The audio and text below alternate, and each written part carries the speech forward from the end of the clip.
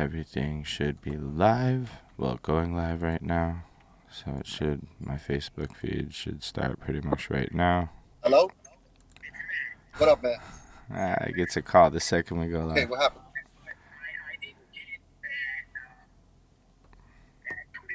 Right. What up, y'all? We went live, and the second we went live, Flacko gets a call because he's on the road, and it's gonna be one of them episodes. A little bit on the fun side. This is our perspectives. Y'all know what it is. It's that loosey goosey experience where we're here to talk about our opinions and share what we think about what's going on in the world. Given we spend our time on the Perspective Show talking to our guests and learning their stories, of which the Danny Cortez episode is now live on the channel, so you can go ahead and Word. watch that and learn about an up and coming legend. I guess he's a legend, but like the stature of legend is elevating as he takes over the art world in his own way. It was a truly blessing to hear that one. We have the next episode coming in a couple of weeks for y'all. That one's with Double AB. And then I'll be down in New York again in May so that we can film even more content for y'all to keep this alive. And in the meantime, you've got the Fridays with us at noon over here, currently streaming at twitch.tv/behind that suit. And you can hang out with us in the live while we talk our little ish and, go over what's going on in the world, and you can get to know us a little bit better. So feel free to come through in the live and chat with us and let us know what you care about too, because as much as we got the topics we paid attention to, we're down to talk about whatever you want to talk about too, and Right. have it be a little bit of a communal experience. Yeah, we're just talking about what we know to talk about, but we'll talk about whatever we want to talk about. Yeah. So we definitely gonna get this all started off with our weekends, and well, you're on the road, so I'm why are on the you on the road. road? Nah, you know what? You go ahead and start with how's your weekend. I'm gonna promote the links, I and then I'll jump in. No, my weekend was pretty good last week. Like, it was more like low key. After the great power outage situation, your power comes back on, and you're like, "Oh wow, I just lost 3 days." So I just started playing catch up. I don't really think I went out or did very much, and was mostly stay home and do chores, get my stuff back in order, so that I was ready to get back into it for this weekend. Um, but I did learn how to edit podcast audio, so super Right, you did do boring that. but super practical. Learned Super about the boring. effects, all that good stuff, but went through it all, cleaned up the audio. And then yesterday there was a show, so that was cool because it coincided with the good weather. Went out to see my man's Gabby perform. He was like there's a few of us that had the same like first live performance back in like Mm-hmm. 2012, and he's like one of the dudes from that show. So there's like this like kinship because there's still like 5 or 6 of us from that show still doing it today. And yeah, no, it was dope because like how like a lot of times people sell tickets and it's just like they get supporters of them but not necessarily their music. It was not like that for this show. It was like the people who came, they knew the words to the song. They were like ready. Like it was like watching the mini version of like a bigger artist doing his thing in front of like 1,000 people where they was holding him down, singing the words and shit. And it was really cool to see that because, often all you hear about is the haterade and all the people talking about the lack of support. But in that case, it was just all love, and it was really dope to see and just to like see my man's winning like that. And Right. just like, and I saw like he Always good to sold, see. It's always good to see people that you fuck with winning. yeah, and it's just nice to see like that people in Montreal are down for the music. Like there is this group of people that clearly care and are willing to be supporters as long as we figure out smarter ways to solicit them to the cause rather than just being haters all the time. Right. Absolutely. Yeah, so then that's kind of it. It was a week of chores and then that like show. And yeah. What about your world? Um, I am in Boston right now. Uh, came out here to check my peoples, see how they're doing. Um,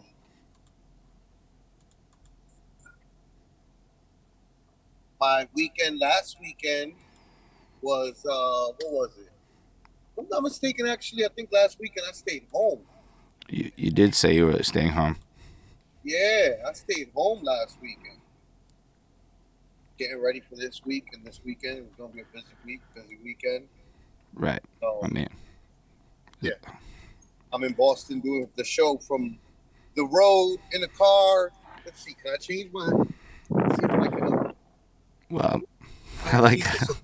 you have to like take the background off if you're gonna show. Hey, we saw a flash. Oh, wait, We saw a wait, wait. You're flash. right. I gotta take the background off.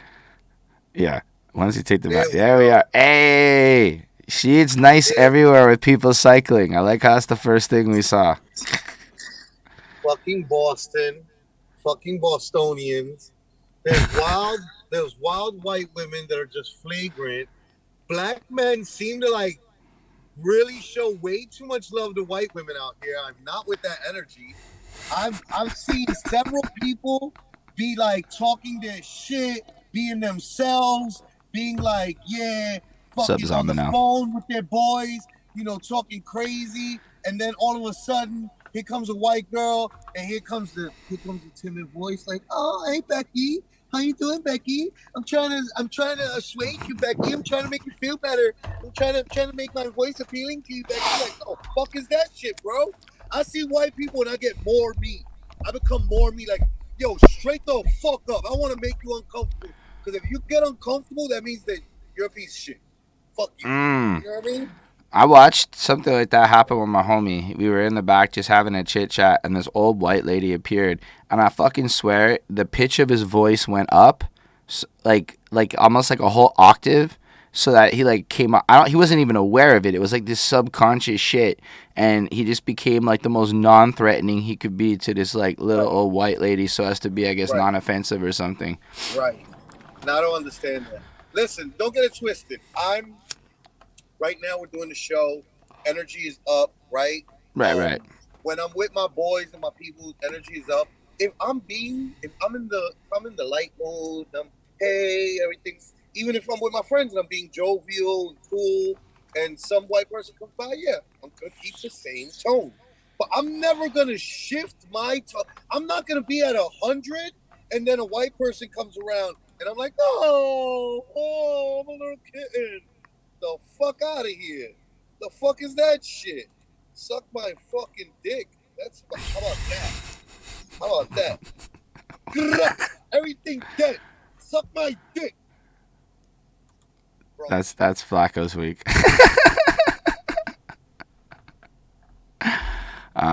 Cool. I hope you have fun in Boston and that the fellas don't piss you off too much. All right.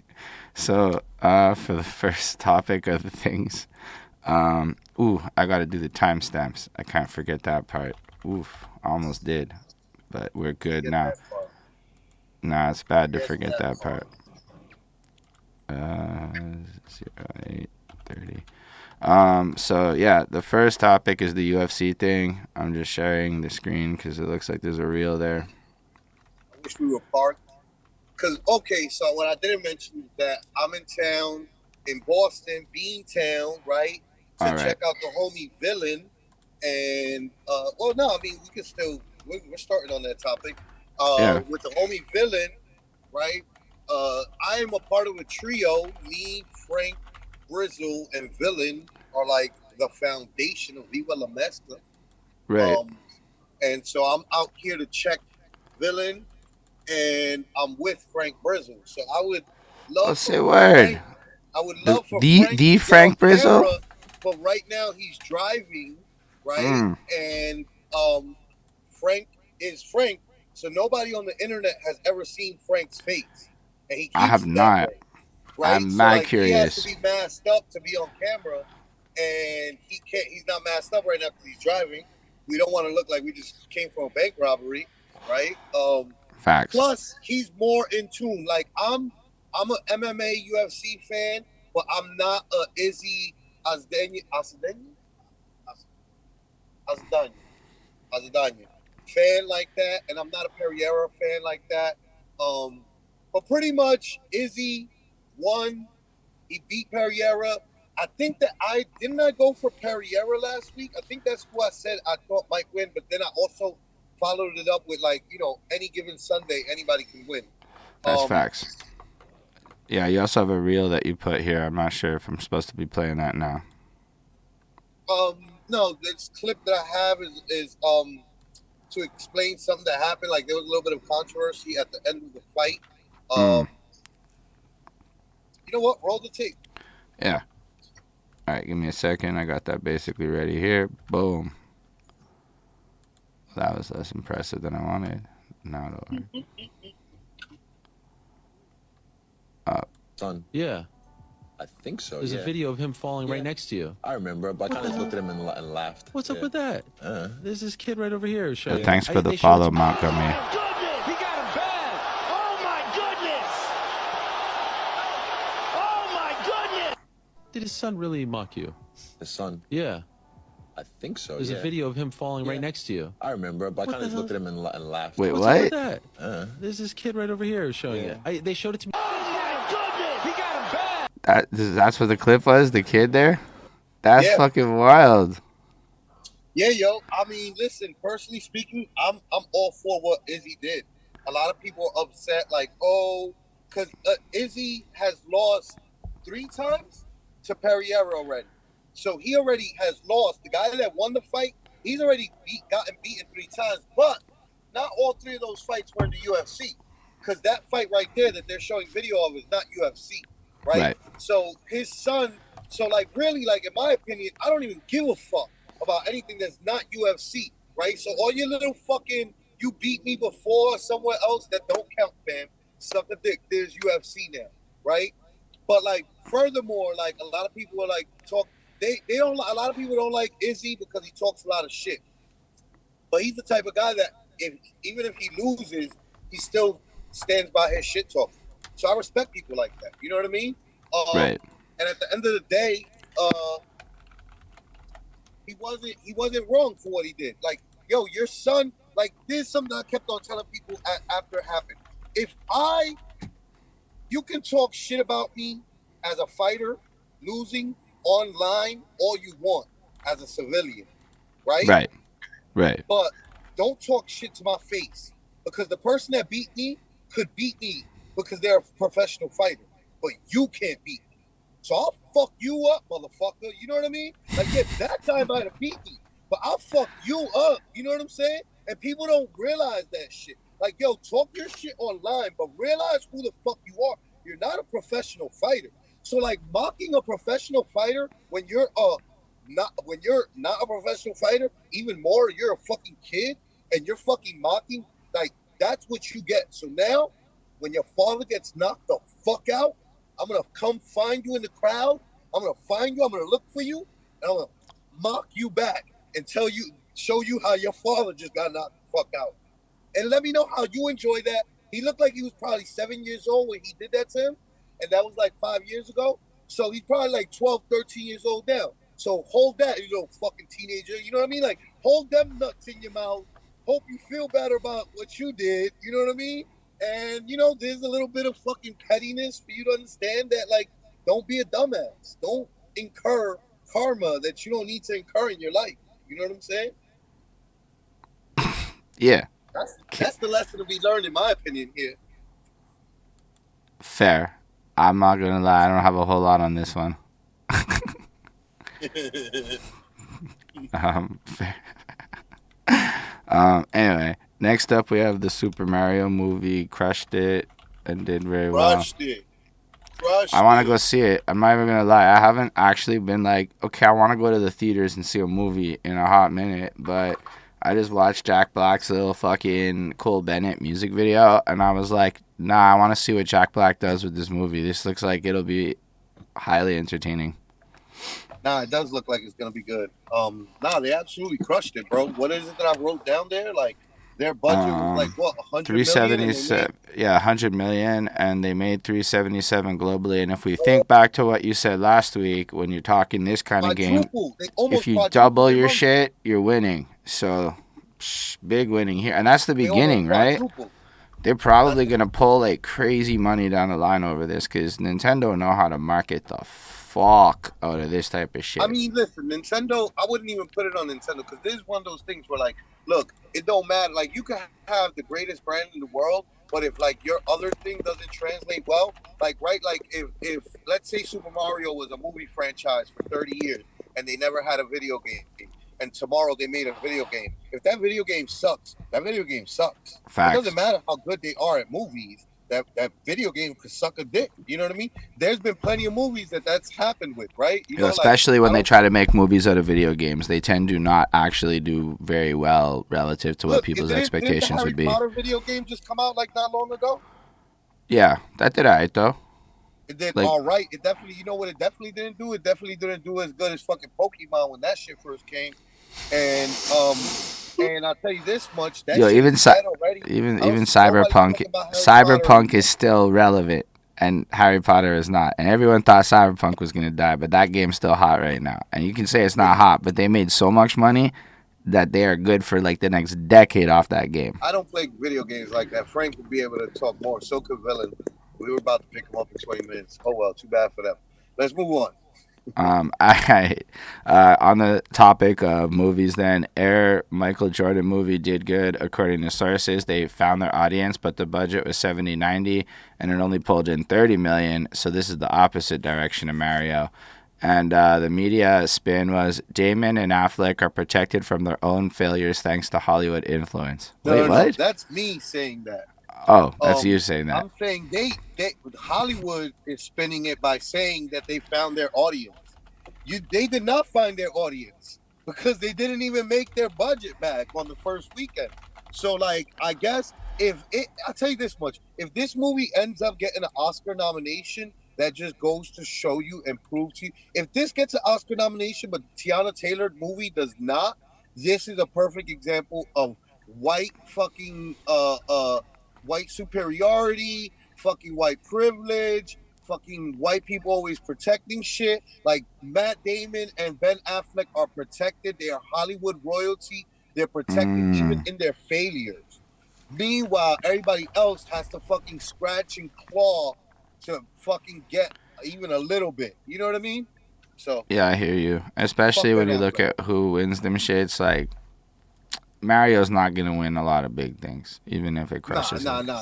No, it's those movies never win at Oscars. Those type of movies never win Oscars. None of the Avengers movies have won Oscars. No big budget Hollywood blockbuster type of movies. Like none of the Independence Days get Oscars. Those type of movies don't get Oscars. Never would they ever get an Oscar. Ever. Yeah, nah. Oscars are more made for like the artsy fartsy shit. Absolutely. And they're gonna try to pretend like this Air movie's artsy fartsy shit. I saw a friend in my timeline talking about Michael Jordan's a piece of shit. As soon as the playoffs come around every year, he drops something to take away the attention. Like it shows you how competitive he is. And he still wants to like prove that he's more popular than all the basketball players in the game. Which is kind of true. So hey. I mean, fair enough on that one. I mean, I don't know. I think it's interesting that the movie didn't do well, but didn't he just have a documentary a couple of years ago that did extremely well? So it feels like the interest is not going to be there for this. I don't know. Anyway, next up is the Tang Series has ended, and this time I have, in fact, caught up and watched the whole thing. And I believe it ended for good in regards to this current iteration of it. It ended for good. And then I know I've seen at least there was Raekwon or one of them talking about how this is RZA's version of the story. So don't think this is the only version of the story that we're all going to get. Other people are probably going to go in their own avenues, from what I understand, and effectively get their own either movies or TV series or whatever they choose to do it, like how they want to spin the story. Not to like say spin it, but it's all going to be from the perspectives of whoever is directing the series, right? And I don't know. I'm kind of hoping more Wu stuff comes out. I think it's such an interesting tale because, like, just seeing what Power did is like one of the most interesting things in that show. Word. Yeah. Let me stop moving. Let me see if I can't change my perspective. Boom. Changing perspectives. I know, right? Live on the go. Yeah, that's how it goes. Appreciate all of you in the chat. Shout out Mount Gummy for coming through. Yeah. Waiting for Flacko to get this done. We got the next topic. Hey, this looks all right. This looks better. I like this. You sound good too. So that's good. We leave this bandana for. Oh, you know what? Might want either one. He can't sit down without having his mask on. He's gonna be on camera. That's fair. I respect that. I would like to see Frank's face one day. I'm not gonna lie. In person, right? I'm not mad at that. I just like the privilege of knowing what Frank Brizzle looks like. He's like an infamous character on my Facebook timeline. Like, you're wondering how long until he catches his next Facebook bid. His next Facebook ban, facts. Like, he went a whole month, I think, recently with no problems, and then like immediately after posted a restrictions picture.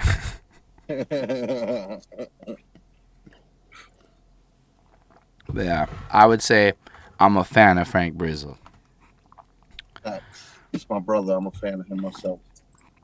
So yeah, the next topic is the 2-year anniversary of DMX leaving.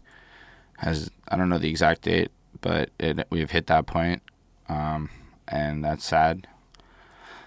It is sad. I don't know.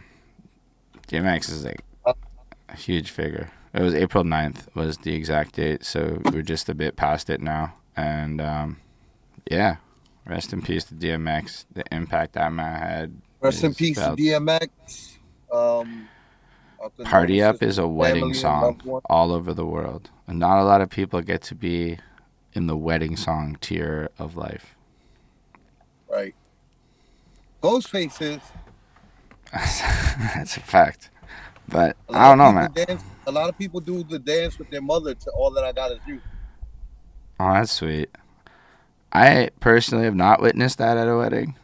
You should YouTube that. I sincerely, like right now? No, I mean, you don't have to right now. But...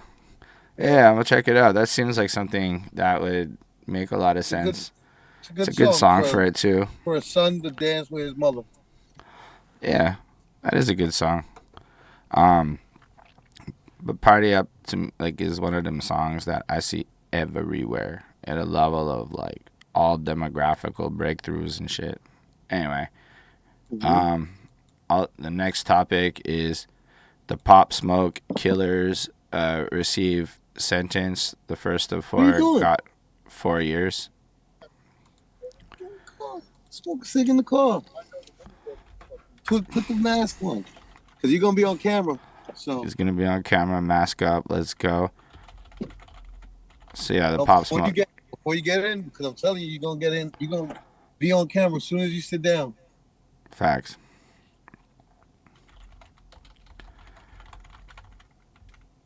So yeah, the next one is the Pop Smoke killer topic. Oh man. 4 years in the one of Pop Smoke's 4 killers was recently convicted to a detention center. He got 4 years in the youth detention center. He was 16, I think, when the crime was committed or something. Like he was. Oh, there we go. It's hard. Oh, it's hard for him to come out. Wow, he's just like a sweater. He respects it. Don't want to show me. That's amazing. Hold on. You know what? Let me see. Let me change my background to none and see if that changes. Hey, it does work. What's up, Frank Brizzle? Welcome to Our Perspectives. Hey. What's up, everybody?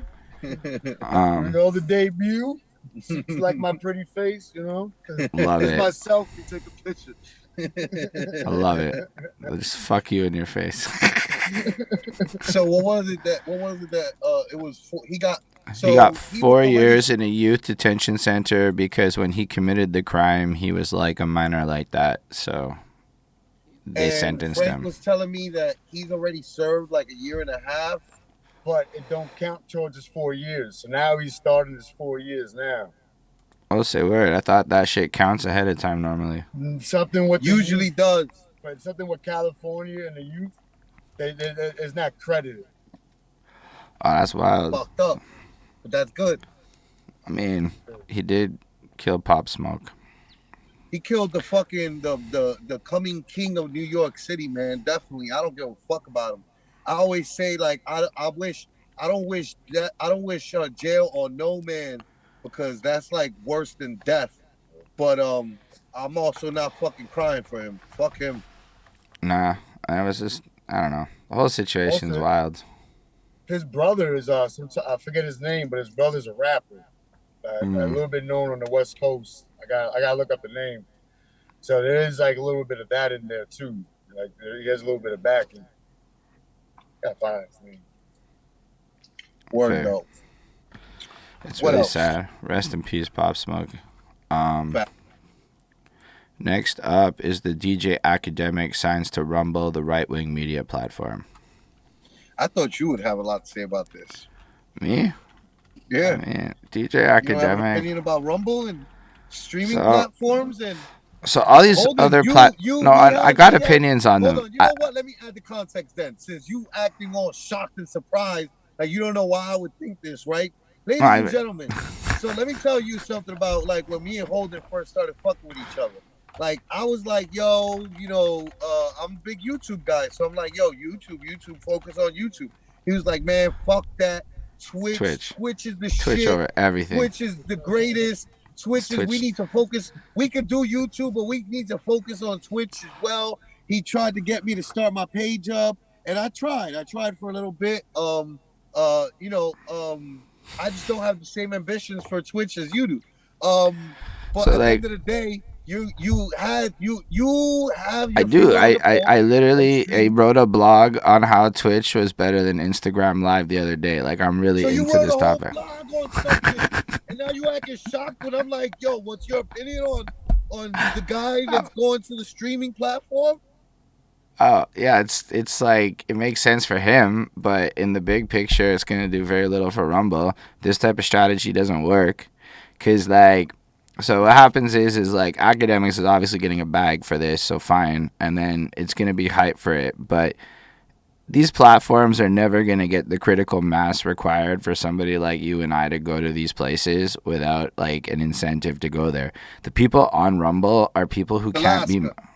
It's like you can't get monetized on other platforms, so you go to that platform because, like if Frank keeps getting banned off of Facebook and he really want to keep shit posting, he might have to go to another platform.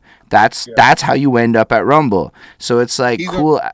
Oh shit! I gotta resend the Zoom. It'll take a second, y'all. We still are on this live, but I can keep like. I guess I got to get worked up a bit sometimes. It'd be like that. And then, of course, while I'm mid-talking, not paying attention, the motherfucking shit fucking does this shit. We alright, though. This is our perspective. This is that casual stuff. What's up, Giselle? I see you in the Facebook chat.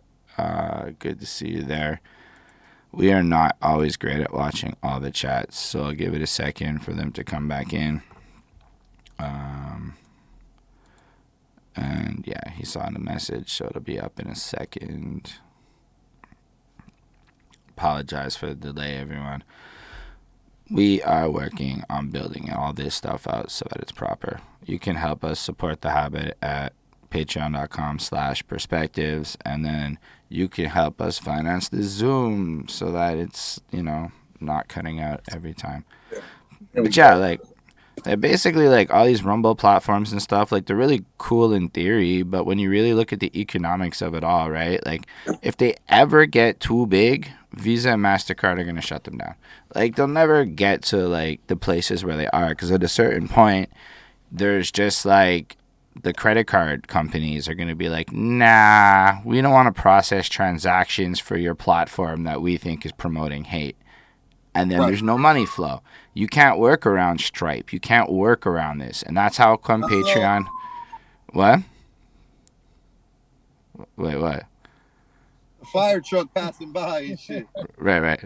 But I mean, you can in a certain sense, like if you have like your pipelines figured out and you know how to make money. So then maybe Rumble's cool, but Akademiks going there is good for him. He gonna get his little bag. A bunch of people are gonna go jump on Rumble, and then I don't know. I don't really think that we're all gonna be going to Rumble. If URL couldn't get people on caffeine, I don't see how Akademiks is gonna get people on Rumble. I mean, URL got people on caffeine though.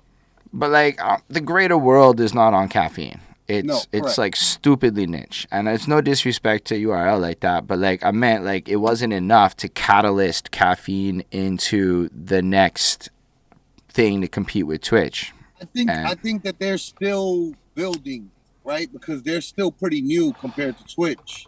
Like Twitch is how many years old? Like a lot, like 15 maybe, like all in from like when it was Justin TV. Caffeine is like 4 or 5 years in. They're like 3 years into their contract with URL, and URL is not the only thing. Like the other thing that I noticed that they have is like those young kids dancing. Like that shit generates hundreds of thousands of views of like these teenage high school kids, junior high school kids who are doing these like dance, kind of like crumping competitions.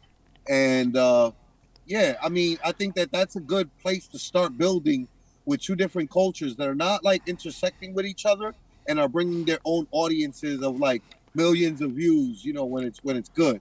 So like from that perspective, right, it makes sense for like a bigger brand or a network or somebody to kind of link up with somebody like Caffeine or an Akademiks to do it, but it doesn't to me translate into the URI. It's like you can't compete with TikTok. You can't compete with Instagram. Like you can work around them, but if you can pop on those platforms, your life is easier. It's really like that to me. Like going to Rumble is like asking to do 3 times as much work. Because you now have to convince every human you know to open a Rumble account. I went through that with Twitch. It was fucking miserable. I definitely got Twitch to get like 300, 400 people to sign up. But like, miserable experience. So imagine Rumble that nobody's heard of. At least people go, Twitch, isn't that the gaming platform? Like there's something to work with there. Rumble, the alt platform that like, I don't know. To me, it sounds like if you want to make sensationalist commentary and you want to go push boundaries and you know your shit's never going to fly on regular platforms, go to Rumble. Not for nothing, though. That's what Reddit is, isn't it? Reddit's got a lot of censorship. Like, there's a lot of people moderating it, and, like, it's not the Wild West it used to be. That's, like, why 4chan came around, because, like, Reddit wasn't, like... Reddit's like a Wild West within reason. And then there's like more Wild West places out there that people would go to.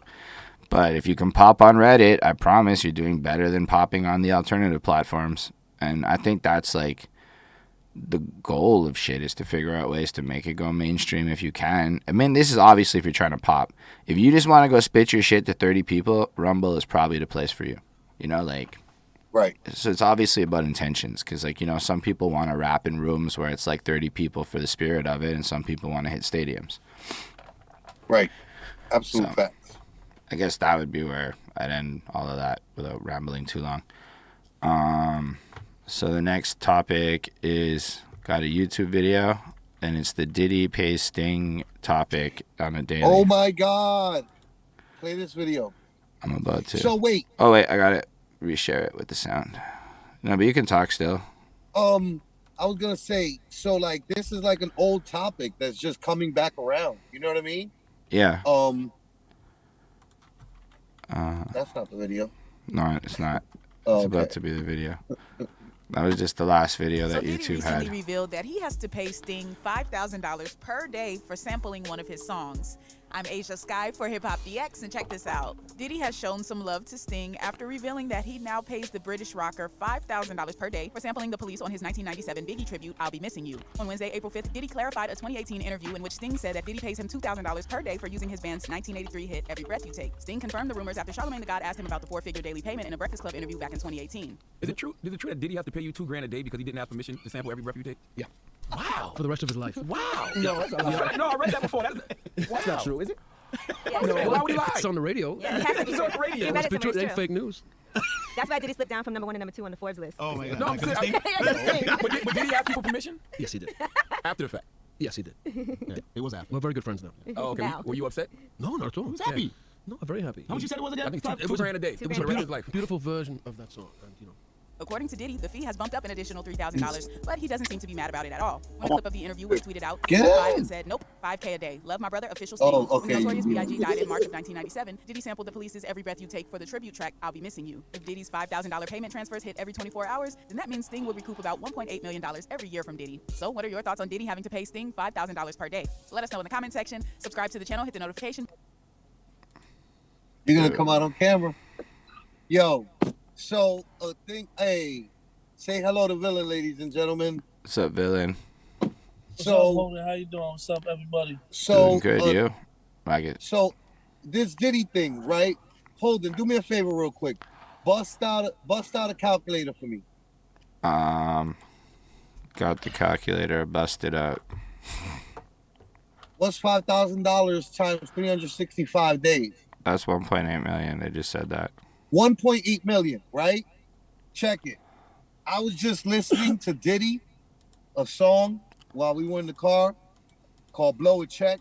And Diddy said, if I made $40 million, it's a bad year. What are we talking about? Like, people are, like, I saw so many people online like, oh my God, $5,000 a day. Like, you're thinking like a poor person. You're thinking like, I can barely make $5,000 in a month. Why, like, Diddy's paying $5,000 a day? Like, yes, but look at how much.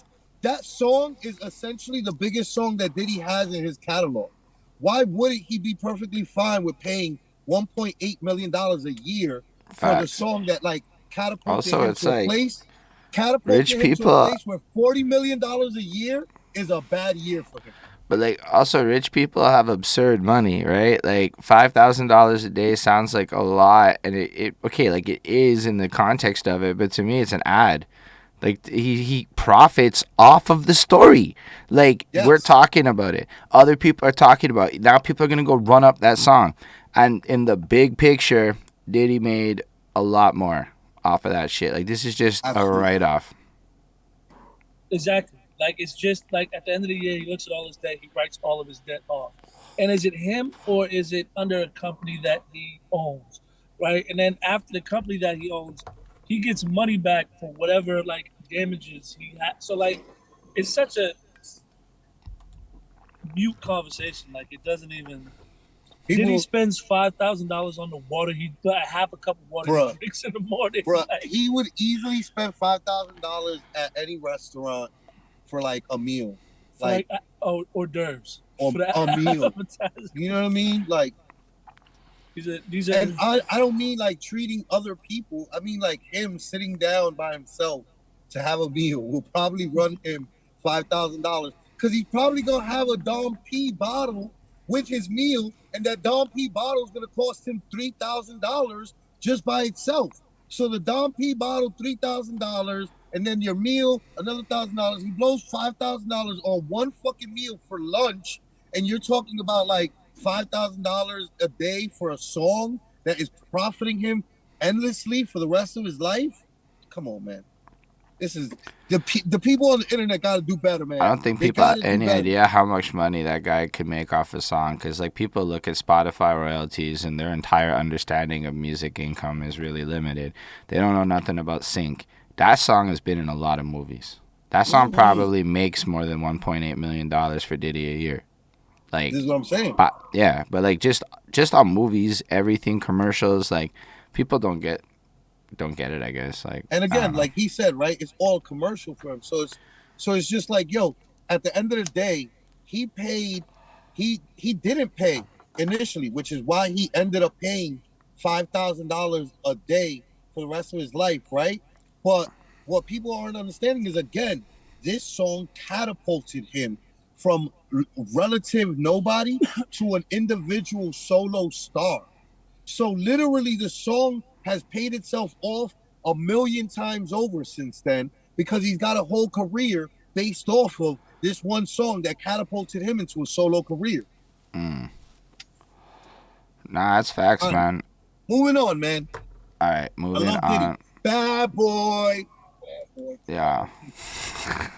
I fucks with that. I don't know. He was like the hot guy when I was in high school. I went through the whole era of like when I was getting into music, that like the D, the I, the D, the D. Like that shit was like. We were listening to him, and I was like, yo, Diddy's been my motivational speaker since I was little, bro. That's motivational speaker. You hear Diddy talk, and he'd be like, he talks greasy, but if you listen, it's like, bro, facts. All right. Next up is, to change the tone entirely, the Dalai Lama is a creep. The Dalai Lama is a fucking creep, bro. But who didn't see that one coming? I don't even have kids. Why don't I let the people who have kids talk? Fair. Anybody in a major religious institution is suspect. Facts. Put up the windows. But, like, end of the day, just for people, in case they don't know, the Dalai Lama asked a kid to suck his tongue way too casually. Like, and then he had the kid kiss him on the lips first. First, he kissed him on the forehead, or he had him kiss him on the forehead, something like that. No, yeah, he kissed the kid on the forehead, then he kissed the kid on the lips, and then he stuck his tongue out, and he was like, okay, now suck it, which is just like, suck my tongue, he said, which was just like, hold on. For the record, this isn't like some weird cultural thing we don't know about, right? This is not some weird cultural thing. They tried to spin it that way. There were people that are Buddhists that were defending him and saying that he's a very jovial person. He jokes around a lot. But I'm like, that is not a joke, and that's not funny. And like, what environments have you been in that's like a condonable type of like joking manner? Like, what are we talking about, bro? You know what's so crazy about the Dalai Lama is that, like, we're in the West and we got that, like, that Asian mystery thing that we believe, like we believe in so much nonsense, like, and we stereotypically put these people in these boxes and just don't realize, like, no, these are piece of shit human beings just like the rest of us. Like, just like the rest of us. Horrible, too. Horrible human beings. But I think that happens with anybody with absorbent amounts of power. If you never got the chance to check your ego, and I'm pretty sure that absolute power corrupts absolutely. And most of the time, this dude is probably not acting this way in the West, right? Like, he's probably behaving a little different out here. And then there's probably just not cameras around like that, because he'd be rolling around parts of the world where the internet, like, y'all might not know this, but in parts of the world, the internet is Facebook. It's not even like you go on Google and shit. You go on Facebook to go on the internet. Anyway, that's why sometimes if you do post videos on Facebook and you're like, why is the Philippines all over here and shit? It's because Facebook's their internet. Like, it's free. If you don't want to pay for internet, Facebook is free internet in pretty much most of the third world at this point. So with that, Dalai Lama's in censored land. He's be rolling around where it's not like it is here, and he just got caught. And honestly, most people don't. If he got caught on this one, imagine how many he's gotten done without getting caught. I mean, I kind of started feeling that Dalai Lama was suspect right around the time he has handlers, right? Like all these people have handlers. Well, right around the time, y'all ever heard of this cult called Nexium? Yes. Oh wait, that's the rich people sex club, right? Yeah, I was gonna say the rich people. One of them is the actor, the leader, right? Yeah, he like in jail. Yeah. He got an audience with the Dalai Lama to get co-signed by the Dalai Lama, so he could like get more people signed up to his cult. It never went through because like the handlers was like, nah, you're doing too much wild public stuff. But if you're able to have conversations with people like who are in that world, that means like you can't just, if you just Joe Schmo from the suburbs, you can't just roll up to the streets and have access to the streets. Like you have to have some sort of connect. So like, if he's in that world where people can get meetings with him, that just means that means a whole lot. I don't know. I can't necessarily say. Yo, I got it. It's like a certain tier of like wealth and power, right? Where like you know when people talk about the cigar smoking dudes in smoky rooms like that level of power and influence where it's like you don't even need to have money no more. Like that's like the people who are too rich for the Forbes list kind of shit. It gets real weird out there because the people who don't want to be on the Forbes list, by the way. Facts. Because there's a bunch of billionaires that don't give a fuck. They are constantly trying to find ways to lessen what their income looks like to the rest of the world because they want to hide all their billions. They're so filthy, stinking rich that they're like, let Jeff Bezos deal with the attention. Let Zuckerberg deal with the attention. Let all these other people deal with the attention. I just want to keep on being a billionaire who influences politicians, puts money in the right pockets, changes laws, does all these things to make my shit pop off, and so that I can keep on making wealth upon wealth upon wealth upon wealth. And I can't do that if the world is aware that I'm richer than the people they believe to be the richest people. It's like that though. All the people that lives in the skyscrapers that are built in all these cities. Because when I look at New York City, and there's people that I know for a fact that it's like it's a different level of money, and they live in the city. They do all sorts of crazy things. They live in places that it's like, yo, what we're talking about with Diddy, you know what I mean? Like that type of shit. Like, oh, I'm paying fucking $100 million a month to live where I live. I fucking, but that's nothing to me. Like if I'm making $1 billion a day. So what would be 100 million to a person who's making $1 billion a day? Like 100 million a month is like, whatever. My grocery. People don't because people don't know about the venture capital trust fund life and that shit. Like, cause that shit's not like declared as income the way like. Nope. So like if you start your life with $50 million at your disposal when you're 0, and that just compounds interest your whole life because you ain't spending shit until you're probably mid-20s in that world, and even then, what are you spending your money on? Businesses, because everything's free. I don't know why, but for rich people, nothing costs money like that. Yeah, facts. So it's just a different reality. But the fact that the Dalai Lama's up there, keep things the same too. You know what I mean? Why would I want anything to change when, like, this is the world that they've created? It's just all the weird, creepy kid shit, which, I don't know. Because, like, when you really run it back, like, it was pretty flagrant even 100 years ago.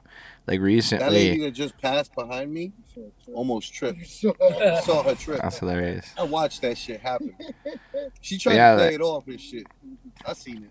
Like, I don't know, I think it was Mississippi just had a case where the governor or one of the people there was defending, there's like a law about trying to ban 12-year-olds getting married, and he just had all this big defense for it, like, and you're just like, this is like a current topic, right? Like, it isn't, so like the Dalai Lama having kids suck his tongue, all these powerful people being funny about child marriage and shit, like, I don't know, man. There's a lot of strange religious communes all over both Canada and the States where a bunch of little prepubescent people get married and shit. And that's not, like, fake news. That's just a thing nobody talk about. And a topic that I didn't write down that's somewhat related now that we're talking about it like this, right? Marquise Houston is, like, going through a controversy right now because, like, people are, like, asking him about his 19-year-old wife.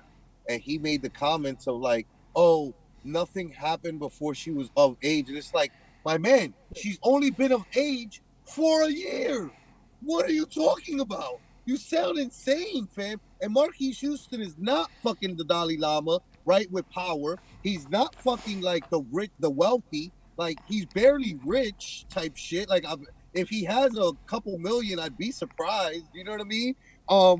And he even is operating in that way, right? So, like, and this is something that, by the way, like, this is globally, right? Like, this is something that I started thinking about culturally, right? Because I started thinking about, I'm like, yo, that happens a lot in Latin culture. Then I was like, wait a minute, this happens a lot in African culture. Wait a minute, this happens a lot in Asian culture. Wait a minute, this happens a lot in Eastern European culture. Wait a minute, this happens a lot everywhere around the world. This happens a lot. Here in America is where we have laws like, oh, this age, that. But even then, Yo, there isn't state to actually a state, the laws marriage age change. laws. You go down south in the United States, and there's certain states where you can get married to a 15-year-old. No, So bro, it's just like And in one of them Midwest, has. there's certain states, if it's covered under your religion, you can get married even younger. It's weird. It's a fact. Crazy.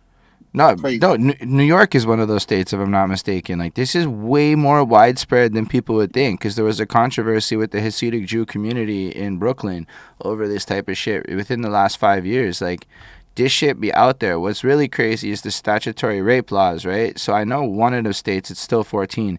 And what's crazy is Canada, we ain't exactly innocent. Like, that shit moved in Quebec from 14 to 16 when I was in college. So, like, I remember when it was a news story and shit. And nobody knows about it. But, like, right now, you can go smash a 16-year-old in Quebec and it's okay. Like, there's no legal ramification unless you're, like, a teacher or you're directly in a position of power. I think as an artist, you can't smash a groupie 16-year-old because you would be violating that clause. But if you met this person at the grocery store, you can legally smash that shit, and there's like no law against it. Nice fucking. They got a Chevrolet. Somebody just drove by in a Chevrolet Bel Air, a 19 fucking. You know what? Oh, no, you can't. Let's try. No, I can't. Fair. But it was nice. Because this is the wealthy area of Boston. Yeah, I already know. These mechanic shops under the city and shit. They do it all old restoration. Yeah, I mean, you know, the funny part is to me it looks like having no actual facts or evidence, just what it looks like. Like how there are groups of people that do things. It looks like a club that people buy into that get protection from.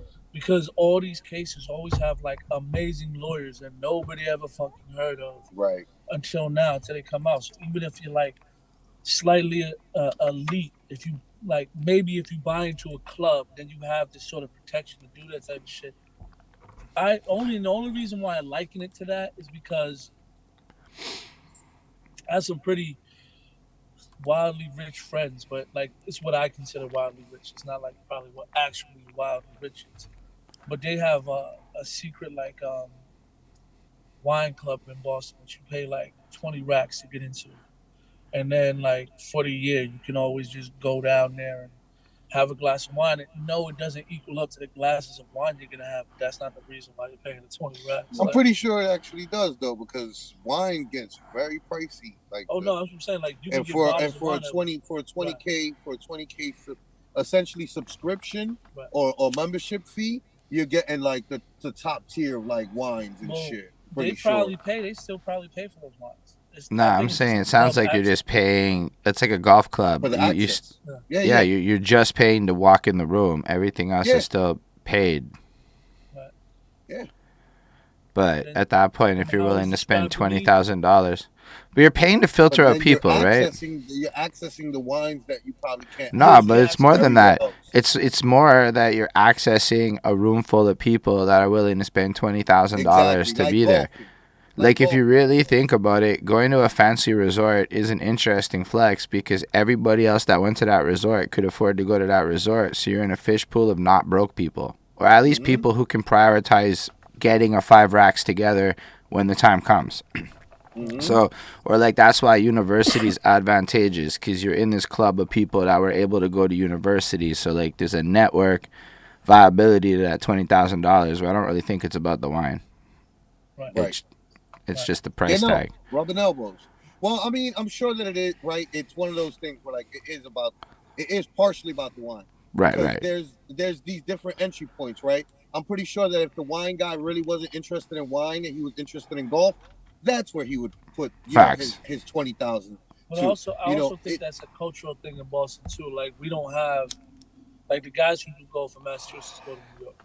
Or they go to Connecticut. Yeah. Or they go to no, because New York and Connecticut, the golfing, the people you're gonna golf with is that elite shit that you're looking for. It's like maybe like 2 or 3 golf courses in Massachusetts that are tiny compared to New York. Right?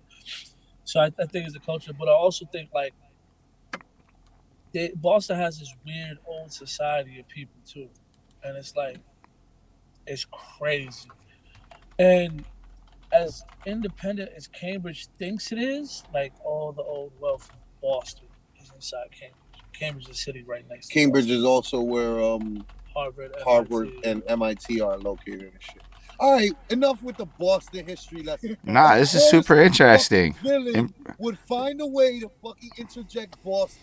This show is about New York City. He doesn't even get to interject Montreal. I interject Montreal all the time. I get real fucking territorial, okay? He does get territorial about New York, but New York needs to be talked about at all times. and that's why people go and go. You know how New Yorkers are, and that's why that's the whole phrase. You know how New Yorkers are, and done. Everybody else in the world fucking gets what you mean. Listen, Bronx got the best sliced cheese pizza ever, son, ever. Holden's experience. Nah, no, New York pizza is like this, like it's surreal because you think, because like you realize like your pizza back home needs the extra. It needs the extra. That's what you learn. I love the extra. You but thought you was cool with your pizza back home, so you go to New York and you're like, how does this thin slice of pizza with almost nothing on it taste better than most things you've eaten? It's a bizarre phenomenon. You want to take the pizza, you want to be like, why does it flip? It's not supposed to flip. By the way, though, this is all why the Teenage Mutant Ninja Turtles pizza thing is so much more of a fucking, you know what I mean? Like, all right, come on. Holden. Next all right, topic. the next topic is the Freaknik documentary. Did you make sure to make a little fucking thing for Boston in the timestamp? Yeah, I did. He live writes down the. Yes, I wrote. Rich folk pay memberships. Boston likes wine clubs. Boston likes wine clubs. You see what you got? That's what I came up with. Not the Bel Air, the cars, the fucking vintage, fucking classy cars. Nobody's supposed to know about that shit. Completely leaked that one. All right, moving on. What's the next topic, Holden? It's the BeatNext documentary. So I got the link.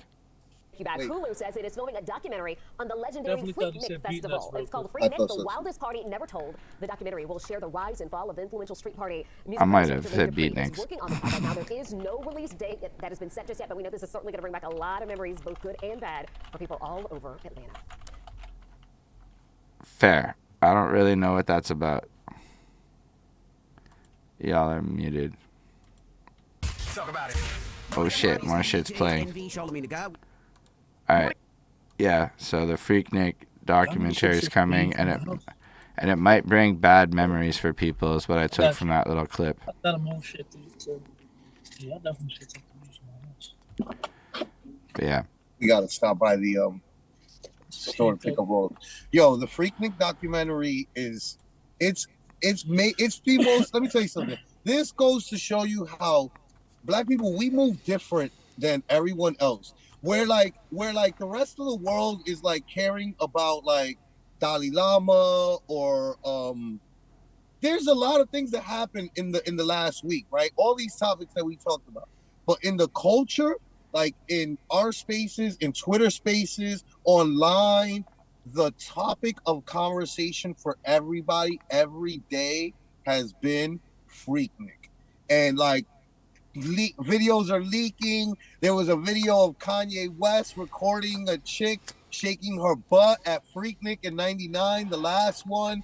There's a picture that leaked of Trina and I forget who else, but I don't think that picture is real. I think that picture is doctored.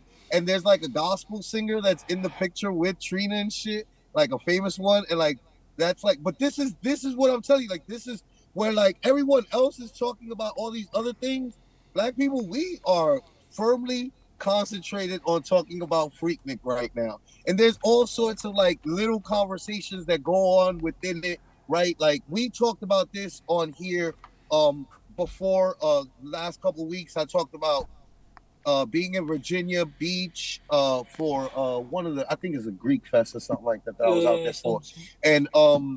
And like, you know, I went up behind a chick and I fucking just grabbed her fucking boobs and did the fucking Janet Jackson fucking Rolling Stones cover picture. Her friend was taking a picture and I just saw her taking a picture and I was like, I'm gonna do this. And I did it and she fucking was with it. You know what I mean? Everybody was with it. That was the time. That was the era. It was crazy back then. You know what I mean? Like, I don't know, man.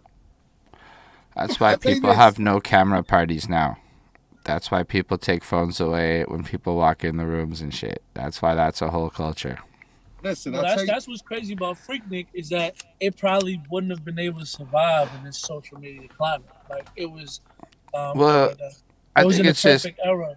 I don't think people like care as much about doing the actions. I think most of us just don't want to be on film doing half this shit, and knowing that whatever you're gonna do is gonna get documented and possibly used against you is different than in an era where like nobody was there live streaming so that your mom can see the shit. And everybody acts different when your mom can see the shit is the fact of the matter. And that's what social media did is they made it way too like your public. Job where you make it 3 Facts. figures. No, that's a fact too. Like, there's already been like a flip side controversy. Like we're upset. Like let's see if I saw a meme that was like let's see if they what MTV's done putting Freaknik on blast. Why don't they put Girls Gone Wild and MTV Spring Break on blast? To which agreed, but to be fair, Girls Gone Wild has like 3 to 5 documentaries in the world already. Like that guy got a documentary. Girls Gone Wild itself got a documentary. His court case, his conviction that didn't happen got a documentary. Individual girls got documentaries. There's wild documentaries on Girls Gone Wild. What I do want to see is a documentary on MTV Spring Break and how crazy that shit probably was. But MTV probably would have never let that happen. Like that were to leak all the fucked up shit that their employees did to make all those fucking events happen. They'll never let that shit leak. And MTV at this point, especially now that I watch Yellowstone and I get to hear at the beginning of every episode, MTV. I don't think that they would let. I think that Viacom and the companies that own MTV would never let them sink in that way. So they'll never have a documentary for that. Right. But then I had a friend that came on that same post and was like, what about Woodstock? What about? And then I had another friend that came on the post who was like, yo, my mom. Yeah, Woodstock has wild sister, documentaries though. My boy Donovan Cass said his sister found topless pictures of his mom at Woodstock back in the days on Facebook in a Facebook group, which, like to us is like, oh, wow. But also perspective. My boy Donovan Cass has been traveling to Nice, France since he was little and being on on topless beaches. So I'm pretty sure he's seen his mother topless since he was a little kid. You know what I mean? So to them, they're probably no big deal. But the point being, right, is that boom, that's the perfect example of like, yes, white people have been also going wild for quite some time.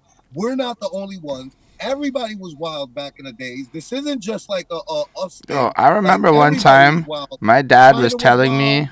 No, I remember one time my dad was telling me how before the AIDS epidemic, it was great. You were just fucking barebacking everybody, everything, no concern. Everybody was down to fuck. Yo, shout out Tricks321 for the follow. Everybody was down to fuck.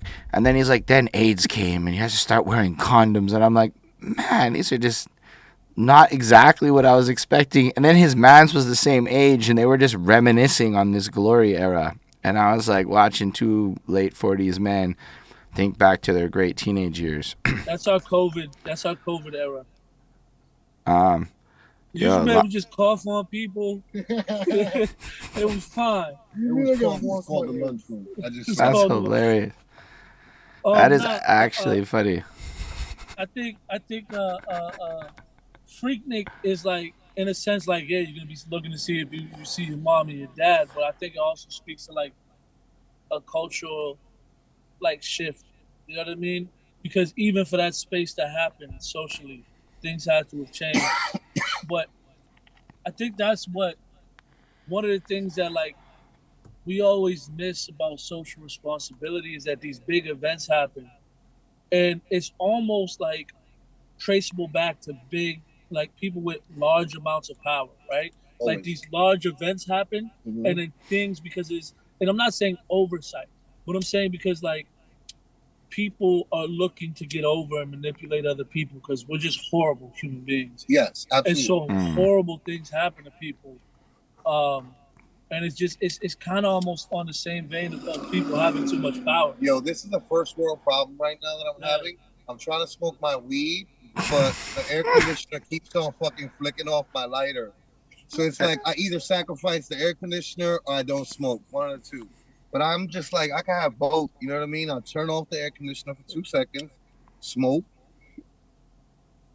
In a city that has... And then turn the air conditioner back on. In a city that oh my God, I don't know how to turn it back on. That's amazing. I think that's my favorite part, is that the real first world problem is, oh my God, the air conditioner's off. What do I do now? I turn it back on. That's hilarious. Yo, Freaknik Doc, man. I did not. I had a lot of people asking me like if Ira went. And I'm like, no, I wasn't old enough. And they're like, oh yes, you are, because technically speaking, in '99 I could have went the last year, but no, I didn't go in '99. I would have been a tender age of 19 back then.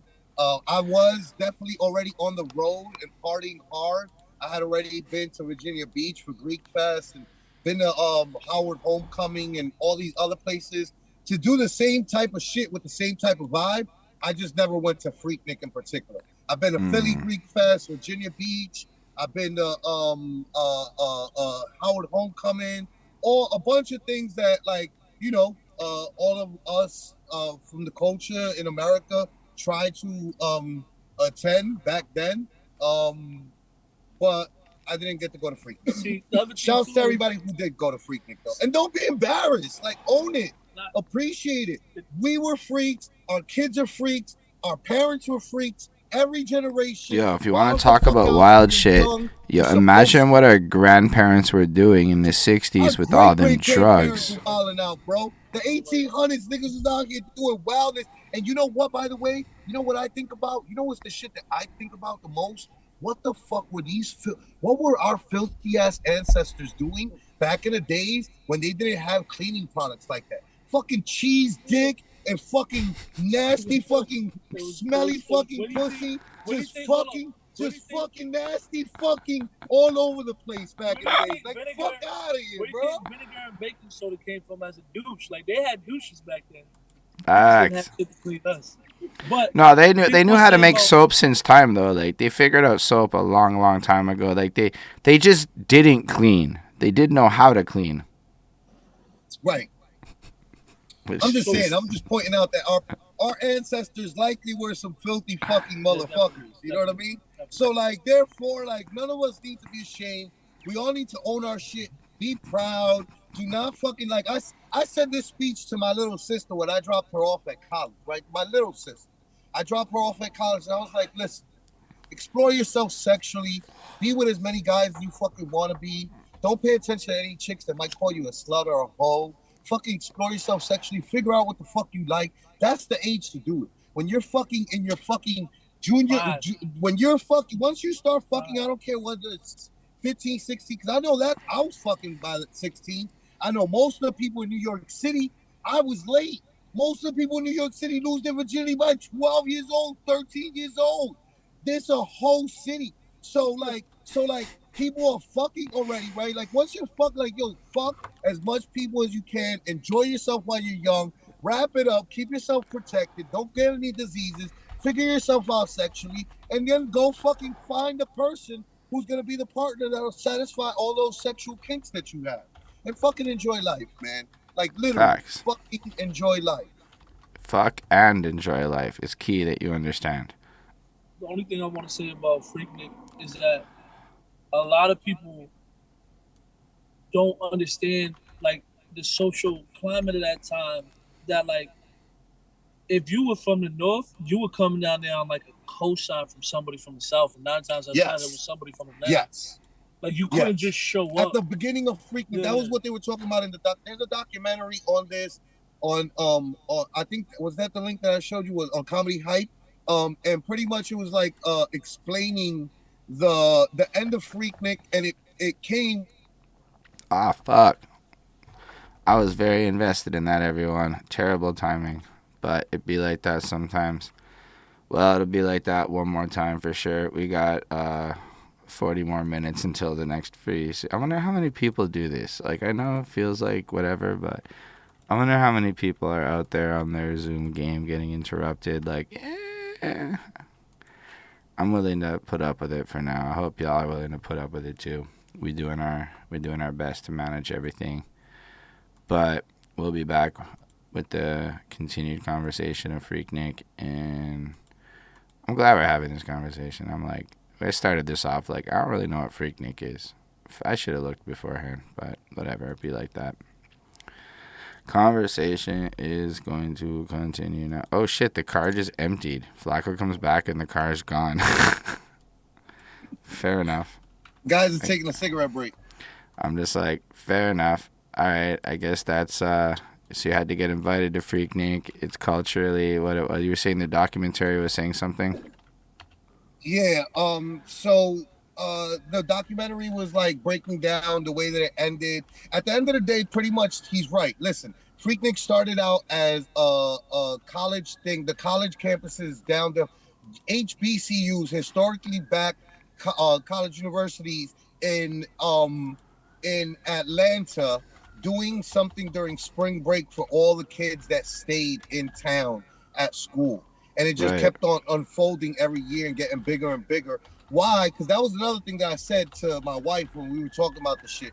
I was like, yo, at the end of the day, I understand why it got as big as it did. Because at the end of the day, young black people were having a good time. Anytime young black people are fucking enjoying themselves and having a good time, everybody want to jump on the wave. Everybody want to jump on the dick, you know what I mean? Including older black people, you know what I mean? Which ended up happening. They were like fucking 55-year-old fucking men there and shit. And it's like, yo, you got to chill out. Like, that's one of those things that we were talking about, that it was like, yo, they should have had an age cap. Like, you couldn't be older than 25 showing up to that shit. That's weird, bro. There's probably going to be 17-year-olds there, you know what I mean? Fresh out of high school and their freshman year of college and shit. And you're fucking 55, bro? That's nasty. Like, it should have had an age cap. But we couldn't. There was no way to supervise those things. You know what I mean? It was out in the open. It was in the city. It was in a fucking city park. Like, there's no way to fucking, you know what I mean? Supervise that type of shit. Like, and then it just became the whole city. Like, it became like that. I've been to one event like that was in New Orleans. That's for when the HBCUs play football against each other. The HBCUs down in New Orleans, they play, I forget whether it's called like the Bourbon Bowl or the Rice Bowl or something like that. And it's like mini Mardi Gras, but it's more black people than Mardi Gras. Where like Mardi Gras is like mixed and it's everybody from New Orleans and all these out-of-towners, and there's a lot of white people, and all the white people in the surrounding areas of New Orleans come out for Mardi Gras. They're not coming out for this Bourbon Bowl, this Rice Bowl, but all of us are coming out for it. You know what I mean? In that area. And so it's the same type of thing, you know? And there's no supervising that shit. It's like this is like the streets where like, yo, it becomes bumper to bumper traffic and it becomes standstill traffic for hours on end into the night. So people just get out their vehicle and start partying in the street because they can't get to the locations that they were planning on going to. So they just would end up partying in the street because they're like, fuck that. I'm going to get the party lit wherever the fuck I'm at then.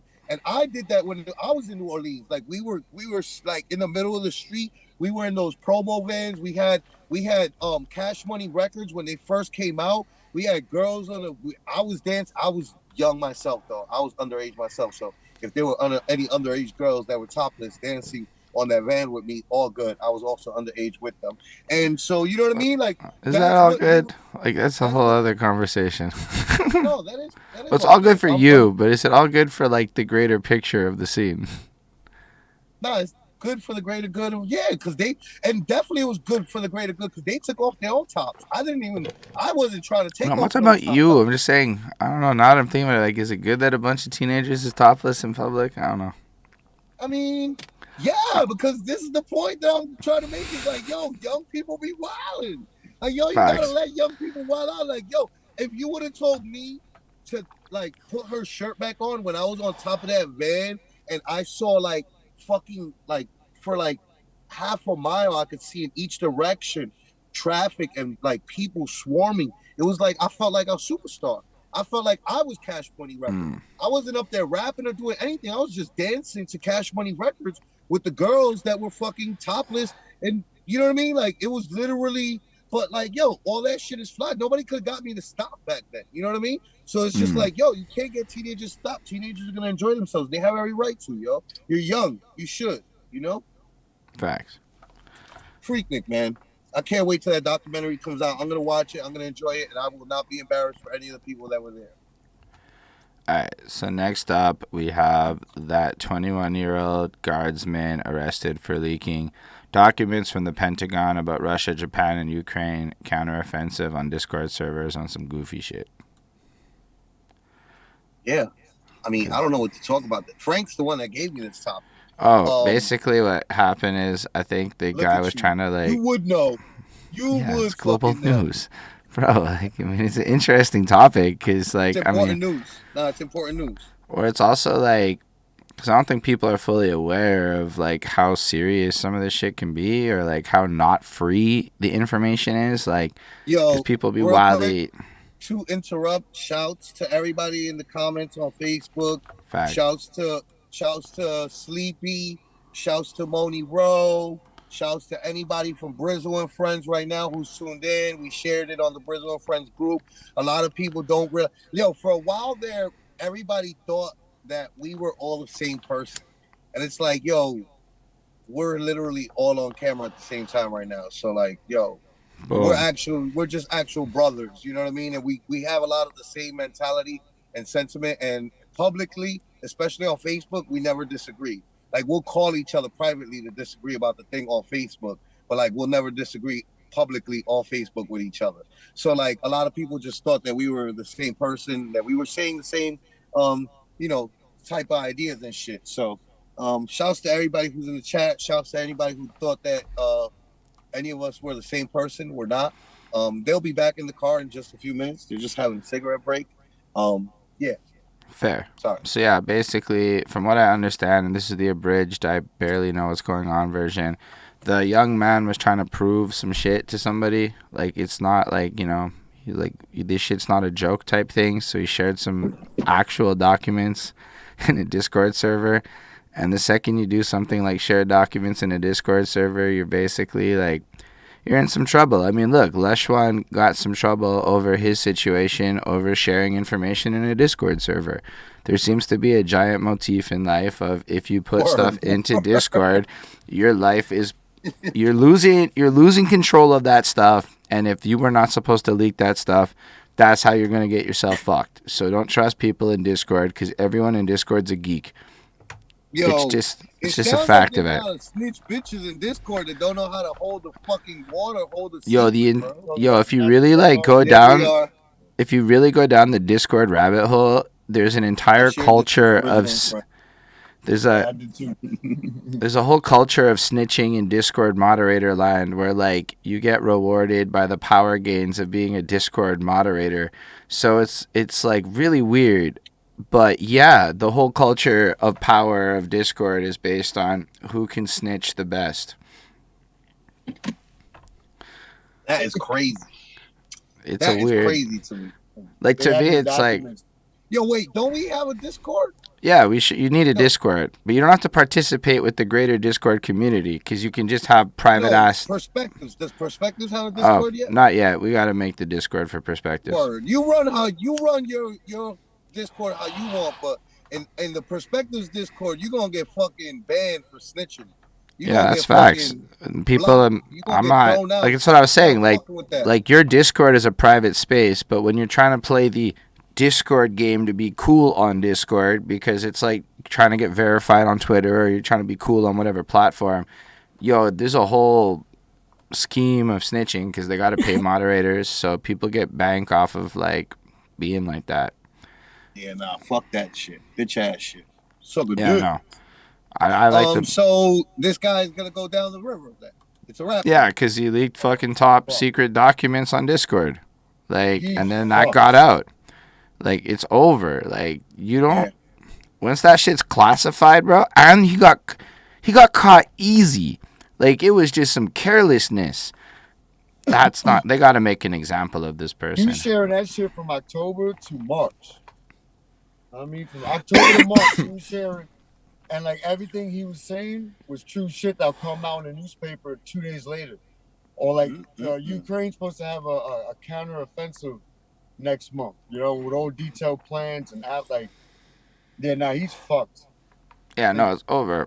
When the government has to, like, it might seem like extreme, but they're gonna throw the fucking book at this guy. Like, his life is over. Because especially after Edward Snowden got away, especially after everyone else got away, they got this guy. They're gonna fry him. Yeah. They're gonna make an example out of him. But they say 1.2 million people have the same access that he has, and that maybe there's like 1.2 million people have the same exact access. You can't overlook all of them. Wow, that's crazy. Yeah. I mean, there's not. That's the problem with like the bureaucracy system, right? Like, you just end up in the bureaucracy systems. Wait, one more time? Wait, am I saying this wrong? Bureaucracy? How do you say it? Bureaucracy? He's from Boston. I don't know. Let me say something. I've been noticing that out here in Boston. They turn all their O's into I's and shit. So like, there's this place. How would you spell? I'm gonna spell this out for you, right? Copley. How do you pronounce that? Copley. It's the same in Boston. How do you say it? Yeah, we say Copley. We say Copley in New York as well, but in Boston they say Copley. Meet me at the Copley. Fair. So now, like, I just walk around looking at everything turning. So that's why they say Boston, you know, because they turn their O's into I's. Boston.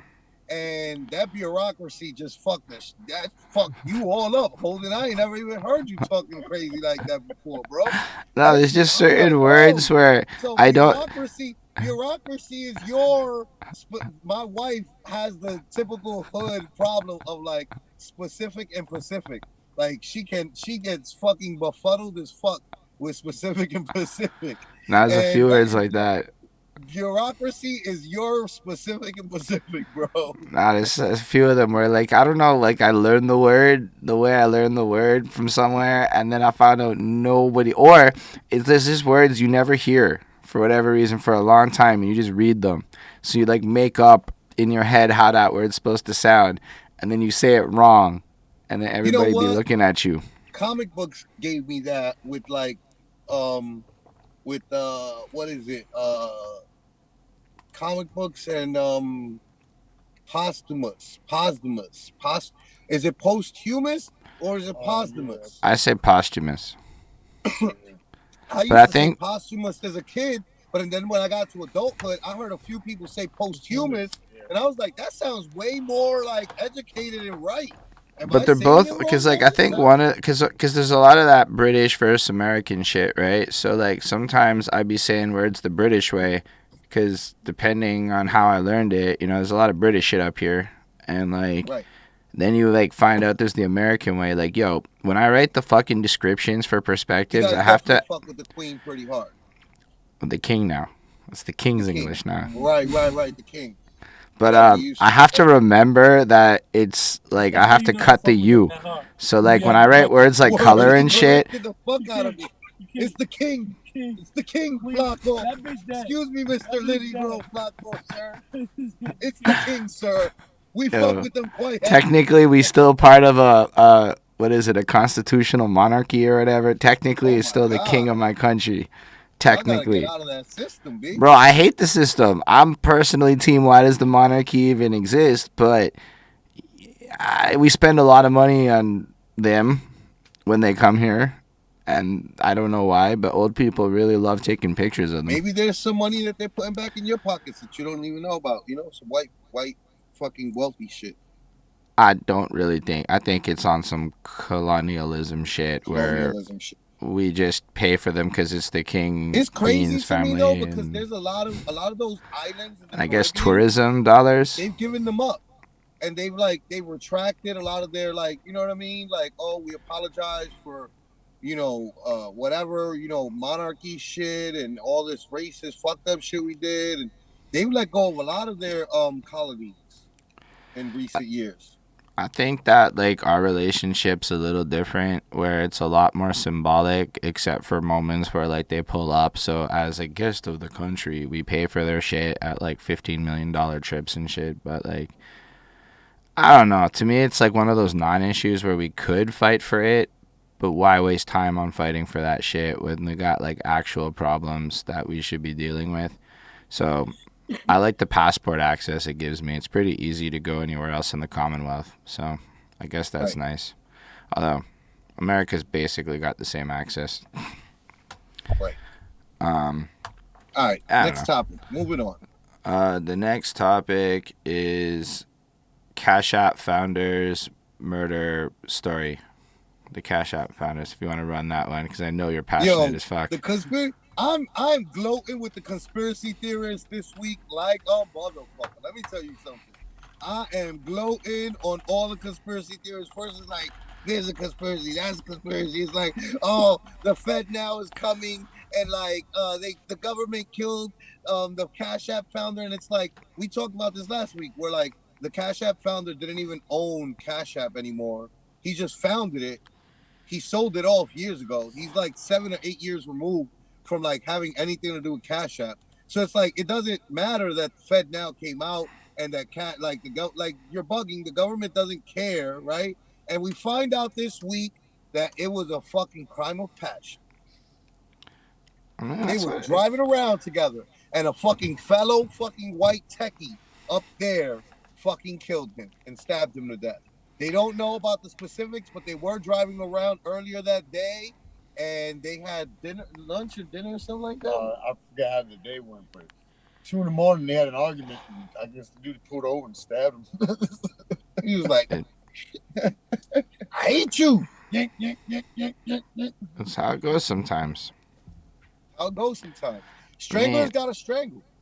I mean, it's like, Yo, I don't know. I imagine. Into an argument, man's pull over and you don't realize you got hop out the car to stab. Well, he got new money like that, right? That don't mean he got common sense. He just cashed out early, and then. What's that knife? Why are you coming across? Why are you watching him and shit? You know what I mean? Why are you trying to open my door? Next time I watch a horror movie, I'm gonna believe it. Yeah, no, I definitely feel like there's a lot of people on this earth that's like, bruh, like, what are you, like, what? How did you not see that coming? I mean, did he like get out the passenger seat and run away? Like, did he try? I don't know. We're gonna find out in the coming weeks. This video, if this much came out, I'm pretty sure This video of him walking stabbed up and then like laying down and like people just driving off and like he's trying to ask for help and people were like some van. He's like help and the van just drove off. Like people just like fuck you. That's actually quite like go show you. The question you gotta ask yourself now is that because people are fucked up, or is that because of COVID? Because I don't know if I'm letting someone bleeding in my car. And, I mean, I think that speaks more towards it's none of my business. Right. Unless I know you, that's different. But if you're a stranger, that's none of my business. Yo, I technically in Quebec, there's a law where you have to help.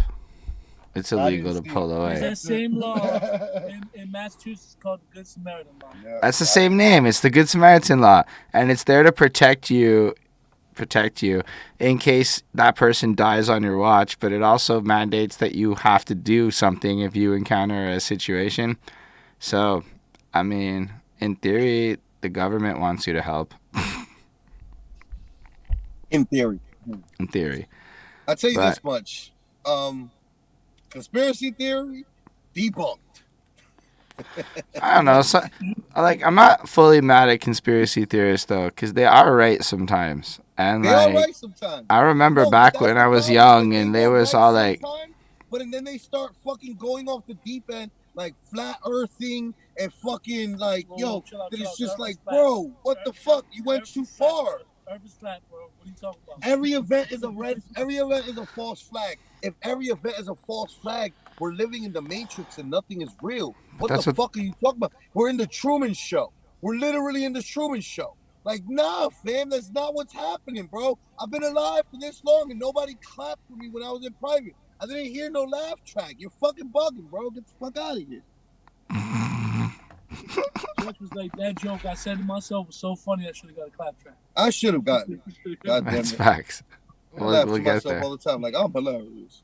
But then I also, but FYI, for all those people out there who are like, me too. Well, don't be a psycho, okay? I also call myself a piece of shit in my head and out loud all the time as well. Balance yourself, bitch, okay? You can't just be sucking your own dick all the time. Sometimes you gotta slap yourself around and call yourself a bitch. I don't know if I go that far, but I get your sentiment. Something like No, you should be willing to humble yourself out if you're willing to prop yourself up. Because if you don't have that ability, you in for some humbling moments in life when you get reminded how you ain't shit in the greater picture. And I don't know, the way Flacko put it best is, are you Jay-Z? Nah, you ain't Jay-Z. So if you ain't Jay-Z, what are you even trying to say? Because Jay-Z's still doing it. And it's like, yo, it's a big thing when you really like think about it, because we're all in a sense competing for the same attention spans and shit, and then all Jay-Z has to do is pull up and remind you that you're not Jay-Z. Like if he dropped an album tomorrow with zero promo, it would go number one. Doesn't matter. Facts. We can have the Drake conversation. We can have all these. Jay-Z would take number one anytime he dropped. He just chooses when he wants to be number one. And that's a level of life that, like, I don't think I'll ever achieve. I did not do the things required when I was younger to be that guy. Yeah, listen, to bring it even further, Jay-Z is one of those guys that when he steps in a room and Robert De Niro is trying to talk to him crazy, he fucking curbs Robert De Niro and fucking walks away from him. Like, if Jay-Z's the type of guy that can fucking curb Robert De Niro, like, he could curb anybody, bro. You know what I mean? Fact.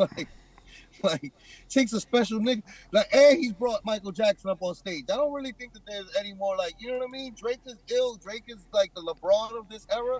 But Drake didn't get to bring fucking Michael Jackson on stage. I'll tell you that much. Nah, it's different. So, yeah, the next topic is the Artifice Girl trailer of the week. Hey, trailer time. We're heading to the end of the show. Yeah. Recommended trailer of the week. Yeah.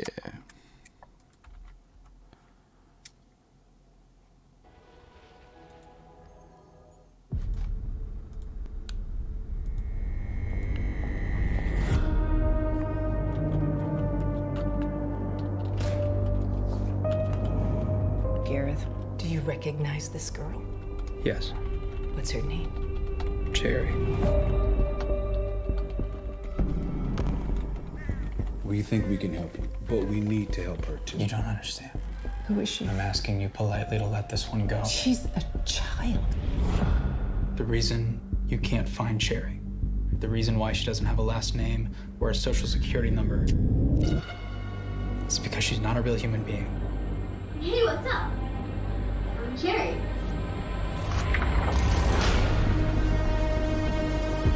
She's one of the most complex AIs that's ever been created. What I want is to protect children. We're talking about a monumental transition from digital to physical. Human nature is not something I aspire to. Do you want to tell us the truth? Cherry isn't human. No more secrets. I can't even tell I'm not human anymore!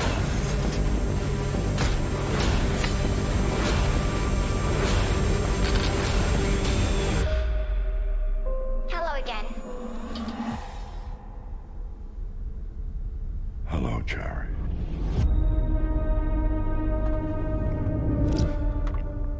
This is like the real rated R Megan. Yo, Holden, I thought that you might be interested with all the AI talk. No, it's really fucking crazy. No, it's really crazy. This movie looks fucking great. Like, I think it's a cool ass concept. But what's crazy is on Twitch this week, they proved that there was some fucking streamer that was just an AI. That this happened this week in the fucking news and shit. And I'm like watching this trailer, and so like we're already at a point because like, the trailer looks sick. It's a horror movie. I guess she come to life and do some robot shit. It looks like I want to see how they play with that. But the real life like ramifications of this shit is not a joke. We're at a point now Where because like, yo, would you follow? Like, you got to start asking questions. Would you follow an AI creator if they were dope? Like, you gotta you at first might go no, but if the shit's entertaining ass content, like who fucking like you act like you care on principles, but like people watch Mojo. That is basically AI content before AI content. Like, they are the most formulaic channel enterprise ever. There's just like a machine, and people consume that. Like, they love this shit.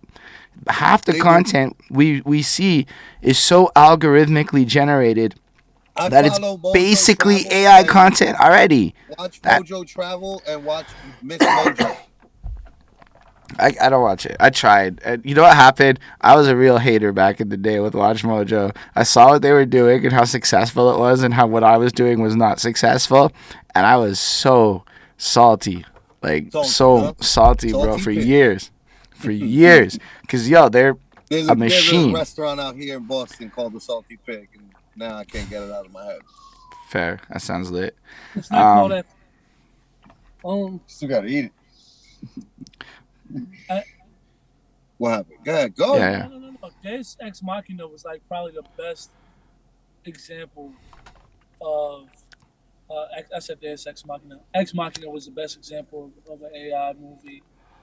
Like, the whole entire time, the scientists was like, "Nah, fam, like, chill out. Don't believe her." And because this journalist was like, "No, she's real," he ended up dead. Right? I don't remember. I don't think that I ever watched it. I haven't seen it yet. It's dope. I think it got a lot of awards though, or something. Nominated for a bunch of awards. It's dope. It was back in that era of movies when you were kind of allowed to do some creative shit and still win shit. When I say creative, I mean like out there, because like it doesn't seem like there's a lot of out there shit in like what wins stuff anymore in Hollywood. But see, there never is. It's always what Hollywood or what the independent Hollywood wants to see. It's what those fucking white people up at fucking the Oscar fucking nominee board want to fucking nominate and give a cosign to. Because at the end of the day, the only shit that they cosign from us is certain shit. They always fucking look at what won last big this year.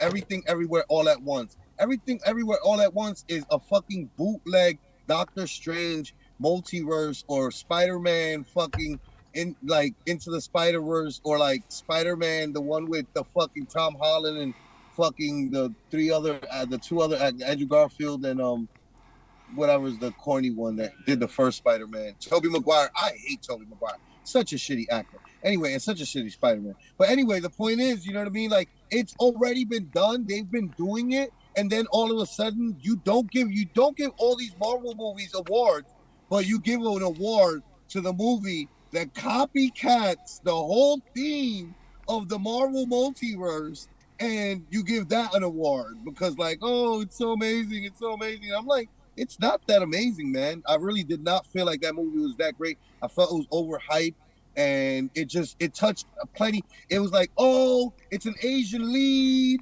and like she's a great actress who's never gotten her props. And it's like, I could show you 100 black actors right now that have never gotten their props and have done better work.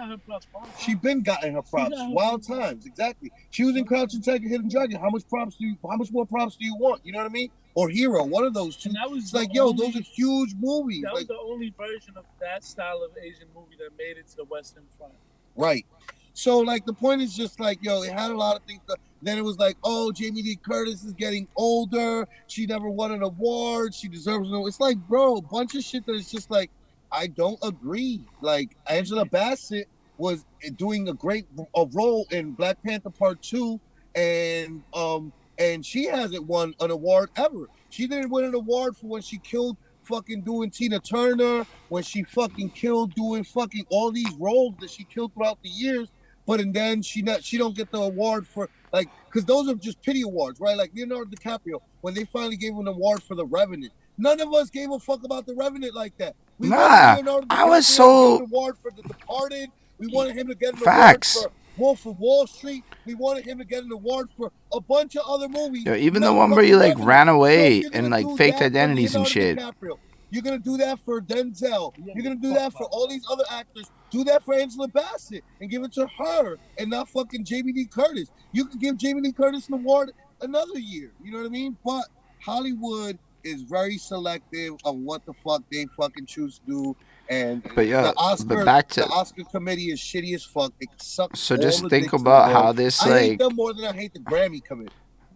yeah, fair. But like think about them with. Sorry. You ever work an AV show and like you promise somebody a gig and they couldn't get the gig? This guy. Fucking talking fucking entertainment stuff right now, okay? This is what the awards are like. You giving This guy's the guy, bringing personal business into things. you giving them the gig when they didn't even deserve the gig because you fucked up on their last show. That's what it is. Facts.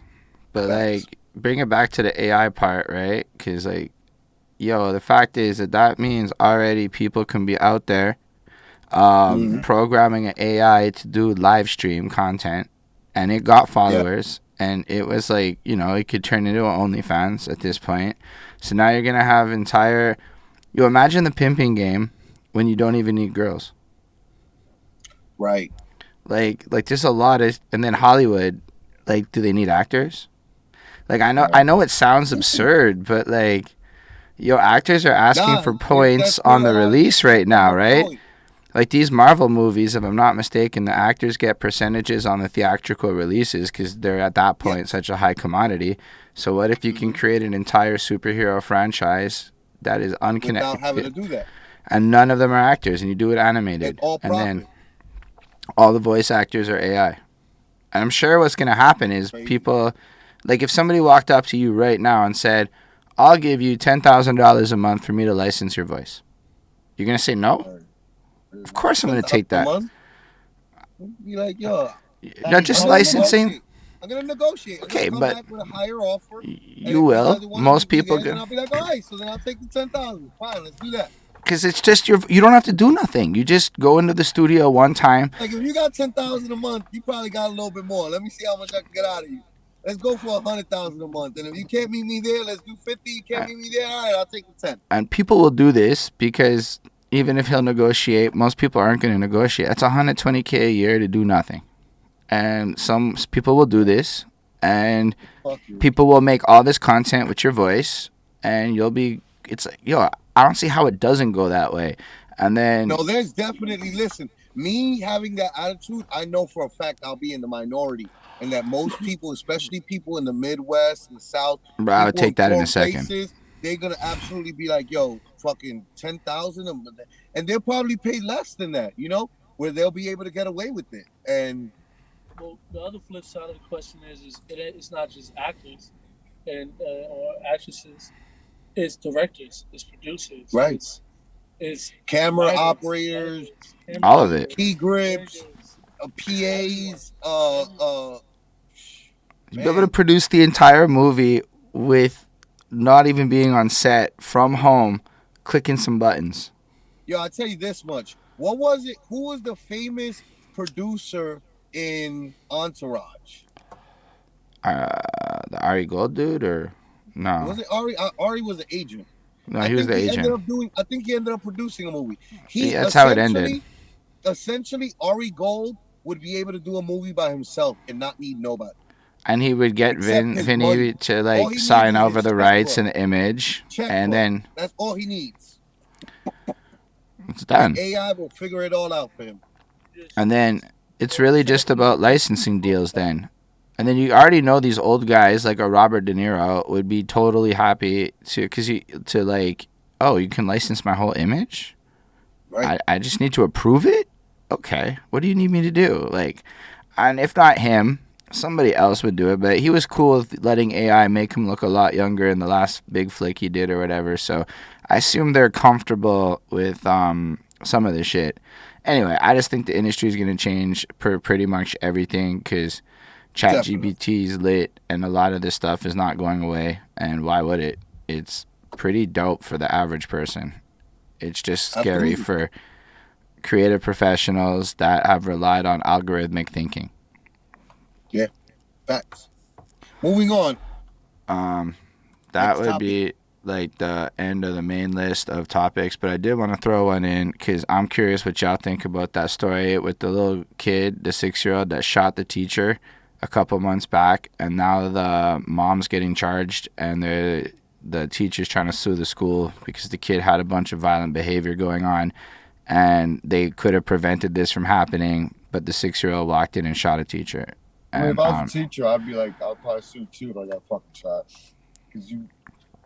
I hadn't heard about this at all. Yeah, the school. Yeah, I'm saying, yeah. Don't charge the mother anything. That's I've done the school. That sounds like therapy for that entire family, and not charging a mother with something. If there's an issue in the house, you're gonna charge. I think but that shooting in Michigan, I think is what's gonna. Because remember, they started with charging the parents. That was last year. Right. So I think, and that was one of the first ones doing that. So I think now, the more that this happens, they're gonna just start charging parents depending on. It's like, how did a 6-year-old get a gun and bring it into the school? Is the question, right? Like, because it was the mom's gun, right? Like, she had bought it; it was registered to her. And I believe, I don't know about where y'all, because I don't know the state. Every state's different. In Canada, you gotta like be locking up your guns in safes and shit if they're at home, or you can't have a gun. So I know it's not like that everywhere, because this it'd be is like that. Also, another thing that happened this week is that the news that their first gun that needs a fingerprint went for sale. That's kind of relate, right? Like he could have saved things. He would have been benefiting. We were talking about the bad ways that this can work out, right? Like, there were people online saying the same thing. Like, imagine you go to pull out your gun to use it and the shit don't work on the first try. Dead at the funeral. At the funeral that week, you know what I mean? But like on the flip side, that would have been type of thing that father would have been able to protect his child from being able to do something like that by having something like that. Yeah. All right, I'm gonna reset. Sorry. Reset it. No, wait, no, it's 4 minutes. So if you got a thought, go for it. No. Reset. All right, cool.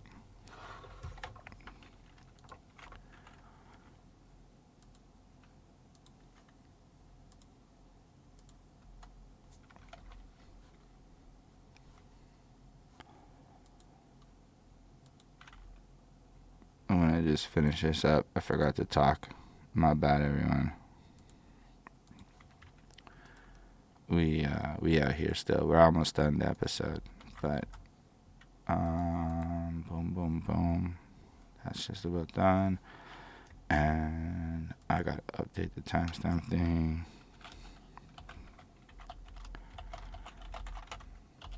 Appreciate y'all watching still, everybody with us today.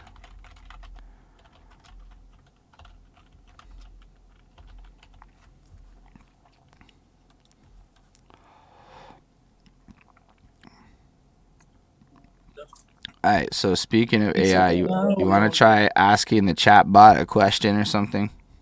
Ask the chat bot a question. This is something that we're going to start trying to do. Ask chat bot a question. Y'all got a question? Yeah. All right, well, okay. Because like YouTube rabbit holes or like Google and stuff, right? They said your nutsack has taste buds. Is Okay. that shit true? All right, let's ask the chat bot this question. Does your nutsack have taste buds? And then you got to click on the chat tab and then make sure we got creative over here. I'm sorry, but I prefer to not continue this conversation. I'm still learning. I appreciate your man. Chatbot's like, fuck you. Frank is everywhere he goes, man. He's gonna cross the line. All right, let's ask a better question. Villain, you got one? Yeah, I do, but I realized with Chat GPT, you have to bait it into answering you the way you want it to answer you. So you have to no, that's Chat GPT. This is Bing Chat. No, it's the same shit. It's the same shit. It's like Chat GPT. Okay. All right, but so you can't bait it like that. But ask it.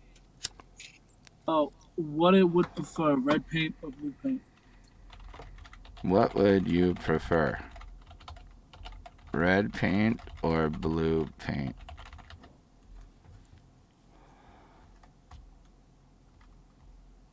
Alright, zoomed in a bit. That's a tough choice.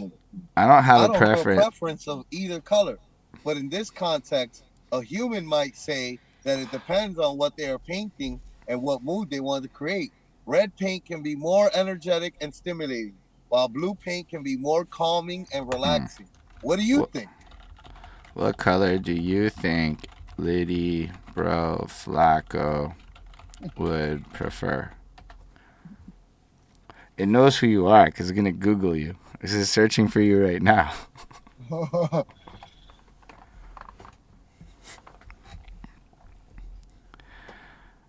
Littyyy Bro Flacko is a rapper and member of the Littyyy Bros, a hip-hop group from New York, and have songs like It's Littyyy Bro, Coochie Fritos, and Shake That Ass. I don't know what color he would prefer, but maybe he likes red or blue, since those are the colors of the Puerto Rican flag, which he mentions in some of his lyrics.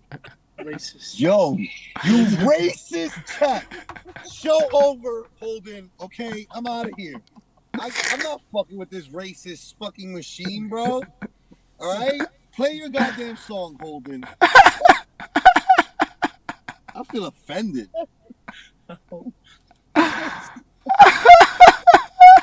I would be if it was a fan, I'd be like, oh man, such an interested fan. I love this. It's fucking AI. I'm like, you fucking demon.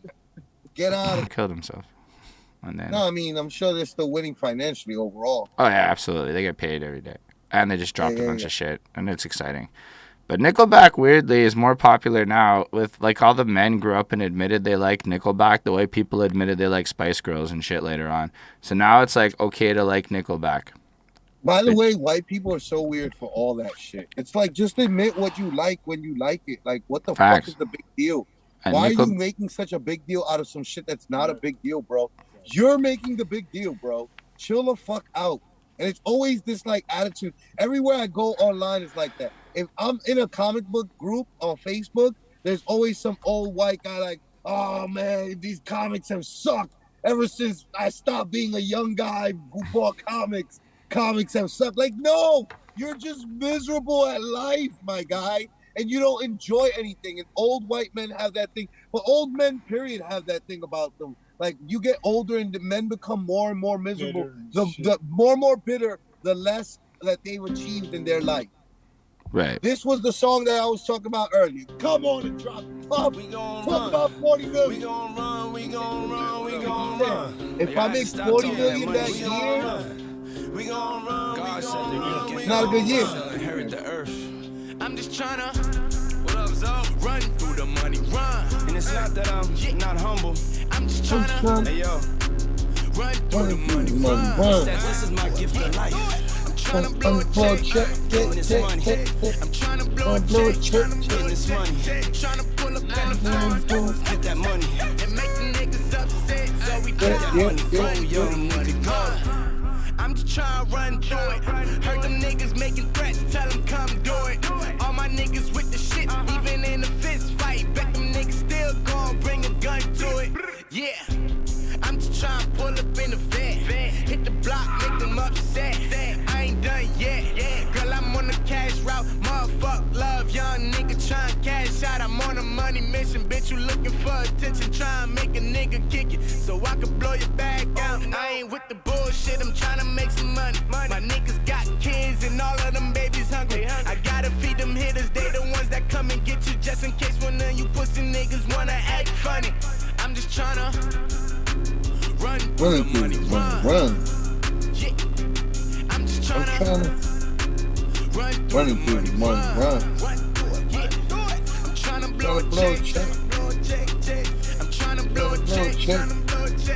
Tryna pull up in the farm and make the niggas upset. Run through the money, run. That nigga Puffy back on shit, now here we go. If I make 40 million, bitch, my year was slow. Money making Mitchie was a cash flipper. Man, just tell the Forbes to use my last picture. I grab the baddest bitches out the group. Let them ride, drop the roof. Pop that pussy out the coop. Blue da, blue da, blue da, blue da, blue da, blue da. I never sleep, that's why I got way more than you got. Vegas strippers to bed, taking shit on the jet. Bad boy never fake a switch on the set. Haters kiss the baguettes in the ring, I'm the king and talk shit. Made me piss to a track. Got that cash back when you see him. Money mission, money make it mission, money make it mission. Run. Yeah. I'm just tryna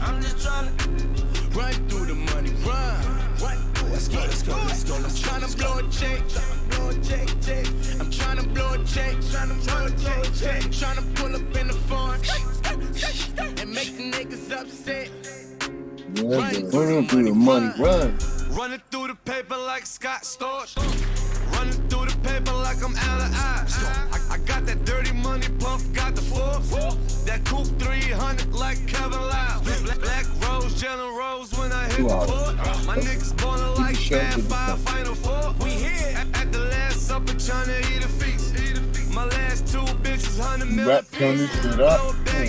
Yeah, now, as soon as we start driving, we start at moving time. That fucking party on the way. 3D. I'm running through the paper like Usain Bolt. Running through the paper way before the deal. Way before Puff gave me all the meals. Yeah, come on. Run through the money, run. What you trying to do? Let's go, let's go. I'm just trying to, what? Get it. Run through the money, run. Run through it, run through it. I'm trying to blow a check. What you trying to do? I'm trying to blow a check, trying to blow a check. Trying to pull up in the farm and make the niggas upset. Run through the money, run. Hey, yo, Puff, talk to me. Yo, French, run through the money, run. Y'all gonna do this for New York, right?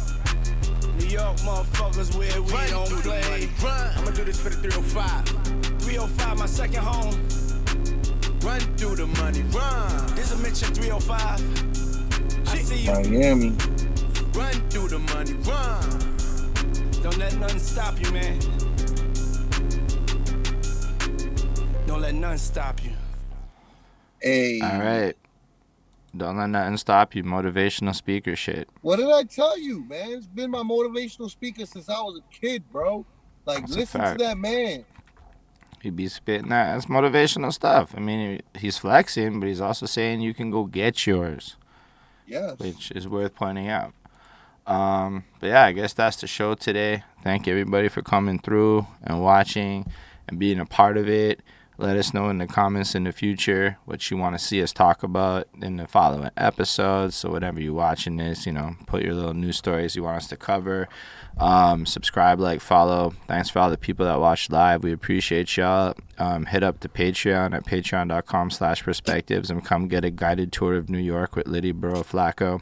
You'll get to try all the exquisite foods of life and shit. And yeah, we appreciate you. And live long and prosper and all that good shit. Peace, Live long everyone. and prosper. God damn.